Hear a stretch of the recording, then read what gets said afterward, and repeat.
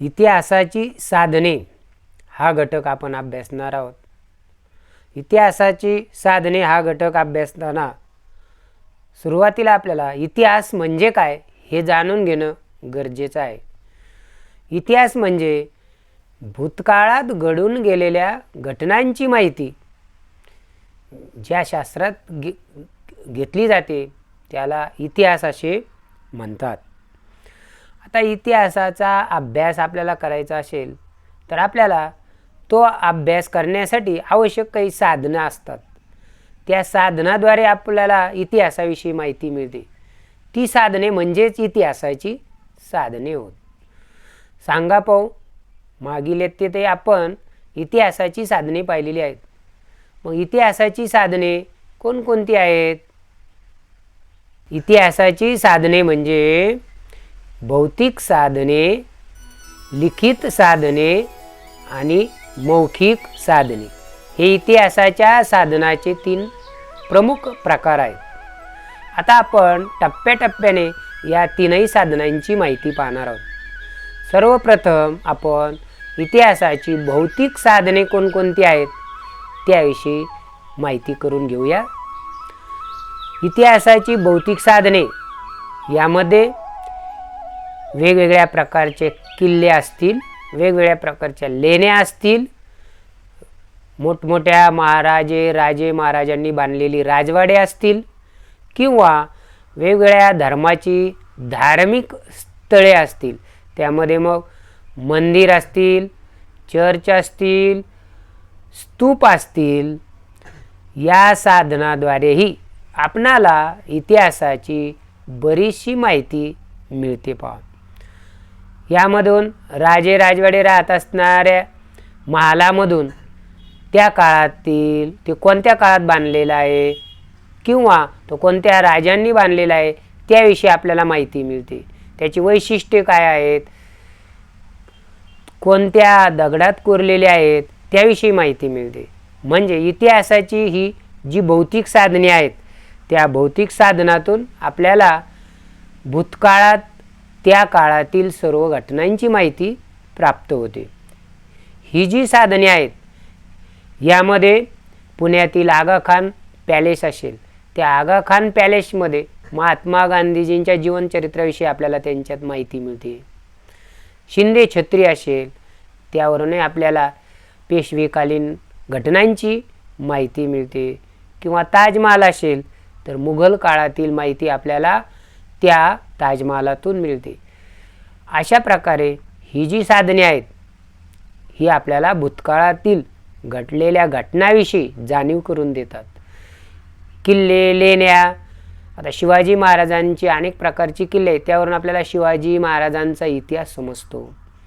लेण्या आहेत, पुरातन काळामध्ये यादवांच्या काळामधल्या किंवा राजपुतांच्या काळामधल्या ज्या लेण्या आहेत त्या लेण्यावरून त्या राजाविषयी आपल्याला माहिती मिळते. ही सर्व इतिहासाची भौतिक साधने आहेत. यामध्ये भांडी आली, नाणी आलीत किंवा इतर काही साधने आहेत, मडके त्या काळातले किंवा रस्ते असतील. अशा प्रकारे विविध साधनांतून आपल्याला इतिहास समजतो. तसेच आता इतिहासाची ही भौतिक साधने आहेत. याचबरोबर इतिहासाची लिखित साधने पण आहेत की जी लिहून ठेवलेली साहित्य आहेत. या लिहून ठेवलेल्या साहित्यामध्ये कोणत्या साहित्याचा उपयोग होतो तर या इतिहासाच्या लिखित साधनामध्ये प्रामुख्याने प्रवास वर्णने, वेगवेगळ्या काळामध्ये राजा महाराजांच्या काळामध्ये परदेशी प्रवासी भारतात आले, त्यांनी काही प्रवास वर्णने लिहून ठेवलेली आहेत. त्या काळातल्या राजाविषयी आपल्याला ती माहिती मिळते. तसेच ग्रंथ आहेत, अनेक लेखकांनी ग्रंथ लिहिलेले आहेत. त्या ग्रंथामध्ये सुद्धा त्या काळाच्या इतिहासाची माहिती आपल्याला मिळते. त्याचबरोबर काही वृत्तपत्रे पण आहेत. त्यामध्ये बहिष्कृत भारत हे डॉक्टर बाबासाहेब आंबेडकर यांनी लिहिलेलं पुस्तक आहे, समाचारपत्र आहे. त्यामध्ये पण त्या काळातल्या घटनांची माहिती मिळते. फार पूर्वीच्या काळी सर्वात प्रथम दर्पण हे वृत्तपत्र सुरू झालं पहा. तर त्या काळातील घटनांची माहिती आपल्याला त्या वृत्तपत्रातून मिळते. डॉक्टर बाळासाहेब श्री जांभेकर यांनी ते लिहिलेलं होतं. त्याचबरोबर ज्ञानप्रकाश, अमृत बाजार पत्रिका, ज्ञानोदय अशा या वृत्तपत्रामधून त्या काळातील घटनांची आपल्याला माहिती मिळते. म्हणजेच इतिहासाची माहिती आपल्याला त्या काळातील समजून येते. ही जी साधने आहेत ही साधने लिखित स्वरूपात आहेत. त्याचबरोबर राजे महाराजांची आज्ञापत्र, या आज्ञापत्रावरूनही त्या राजाच्या काळामधील घटनांची आपल्याला जाणीव होते. त्याचबरोबर संभाजी महाराजांनी लिहिलेला बुद्धभूषण ग्रंथ असेल किंवा अकबराच्या काळातील अकबरनामा असेल, या ग्रंथामधूनही आपल्याला त्या काळातील घटनांची माहिती समजते. म्हणजे ग्रंथ, चरित्रे, प्रवास वर्णने, भृर्जपत्रे. आता ही भृर्जपत्रे ही भृज या वृक्षापासून मिळालेल्या सालीवर लिहून ठेवण्याचे जे साधनं होते त्यांना भृर्जपत्रे असे म्हणतात. पुरातन काळामध्ये लिहिण्याचं साधन नव्हतं म्हणून या प्रकारची साधनं काही वापरली होती.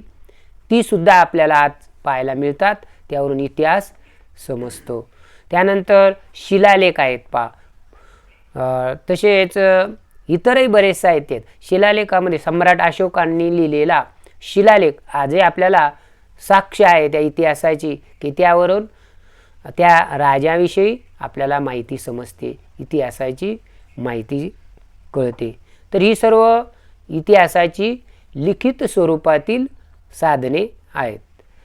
याचबरोबर इतिहासाचे साधनांचा तिसरा प्रकार म्हणजे मौखिक साधने होय. आता मौखिक या शब्दावरूनच आपल्याला समजून येतं की तोंडी साहित्य.